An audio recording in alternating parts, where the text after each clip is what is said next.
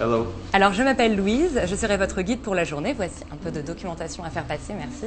Ensemble, nous allons découvrir quels étaient les rites, les traditions et les coutumes de ce qu'on appelait autrefois les restaurants. Cette activité sociale, aujourd'hui totalement disparue.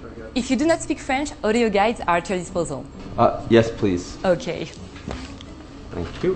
Alors les personnes qui se rendaient dans un restaurant s'appelaient des clients. Ils étaient disposés exactement comme vous, au niveau de l'entrée, en attendant qu'un serveur vienne les chercher. Alors parfois, effectivement, il y avait beaucoup de monde. Dans ces cas-là, on les disposait sur les tabourets que vous voyez ici et on leur donnait un petit ramequin avec des cacahuètes pour patienter. Excuse-moi, did they put their fingers all in the same bowl? Oui, alors vous savez, c'était quand même une autre époque, il faut quand même se projeter.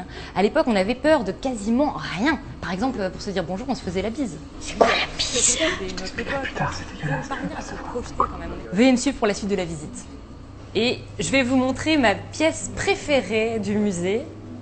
Alors, on se trouve ici face à ce qu'on appelle une table. Le procédé est on ne peut plus simple, payer pour qu'on nous prépare à manger. Attention, jeune homme, on ne touche pas. Excusez-moi, mais c'est une pièce de collection, faut faire très attention, c'est très fragile.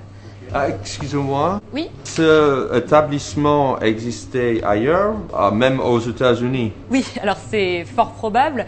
Cela dit, les fouilles archéologiques semblent montrer, je le crains pour vous, que ce type de restauration ait été un peu moins élaboré, si je puis me permettre.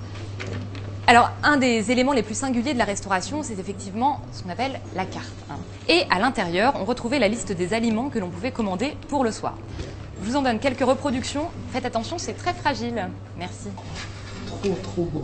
Alors, quelques précisions sur le déroulement du repas. Une règle sociale consistait à poser la question « Et toi, qu'est-ce que tu prends ?» C'était pas individuel?